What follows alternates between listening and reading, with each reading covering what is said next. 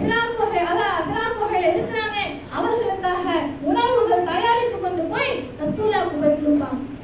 அது என்ன சாதாரண பாதையாக இருக்காது, மலை மேல ஏறி போய் சிரமமாக இருக்குமா அந்த பாதை. அதிலே நபிகள் நாயகம் ஸல்லல்லாஹு அலைஹி வஸல்லம் அவர்களுக்கு அங்கே போய் உணவு கொடுப்பாங்க. அப்போ இதே போல தொடர்ந்து போயிட்டு இருப்பாங்க. ஒரு முறை கதீஜா அவர்கள் வரும் பொழுது ஜிப்ரீல் அலைஹிஸ்ஸலாம் அவங்க இருக்கிறாங்க. அப்போ அங்க இருக்கும் பொழுது ஜிப்ரீல் அலைஹிஸ்ஸலாம் சொல்றாங்க, முஹம்மதே நீங்க பாருங்க, உங்களுடைய மனைவி கதீஜா அவர்கள் வராங்க, அவர்களிடத்துல சொல்லுங்க என்ன தெரியுமா, அல்லாஹ் அவர்களுக்கு சலாம் சொன்னதாகவும் நானும் அவர்களுக்கு சலாம் சொல்றேன்ற இந்த விஷயத்தை சலாத்தை அவங்களுக்கு சொல்லுங்க. எப்படிப்பட்ட ஒரு சிறப்பு! அல்லாஹ் கதீஜா நாயகத்திற்கு சலாம் சொல்றான். ஏன்? அவர்களுடைய உள்ளத்தையும் தியாகத்தையும் அல்லாஹ் பொருந்திக் கொள்கிறான். அல்லாஹ்வும் ஜிப்ரீல் அலைஹிஸ்ஸலாம் அவர்களும் அவர்களுக்கு கதீஜா நாயகத்திற்கு சலாம் சொல்றாங்க. அடுத்து ஒரு விஷயத்தையும் சொல்றாங்க. ஜிப்ரீல் அலைஹிஸ்ஸலாம் அவர்கள் இந்த கதீஜா ரலியல்லாஹு அன்ஹா அவர்களுக்கு சொர்க்கத்திலே முத்தாலான மாளிகை ஒன்று அல்லாஹ் ஏற்பாடு பண்ணி வச்சிருக்கான். அது எப்படி தெரியுமா இருக்கும்? எந்த சத்தமும் இருக்காது, எந்த சோர்வும் இருக்காது.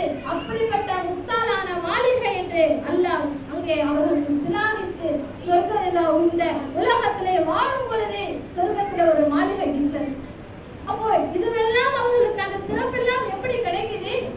அவர்கள் இஸ்லாத்திற்காக தன்னுடைய கணவருக்கு பக்க பலமாக இருந்தாங்க. இன்னைக்கு நம்ம நிற்போமா? எப்ப பார்த்தாலும் ஜமாத்துக்கு போறாங்க.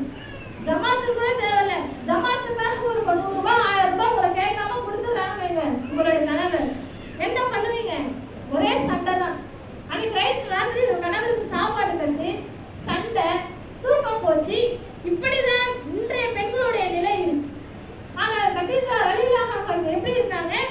அந்த மார்க்கத்திற்காக அவர்களும் நபி அவர்களோடு சேர்ந்து உழைச்சிருக்காங்க. நபி அவர்களுக்கு பக்க பலமாக இருந்திருக்காங்க.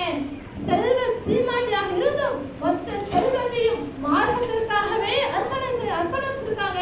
அன்னை கதீஜா ரலியல்லாஹு அன்ஹா அவர்களிடத்துல நாம் முன்மாதிரி எடுக்க வேண்டுமா இல்லையா?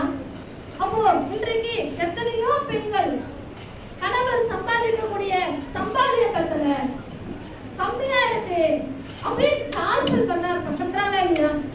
அல்லாஹ் என் கணவருக்கு எவ்வளவு செல்வ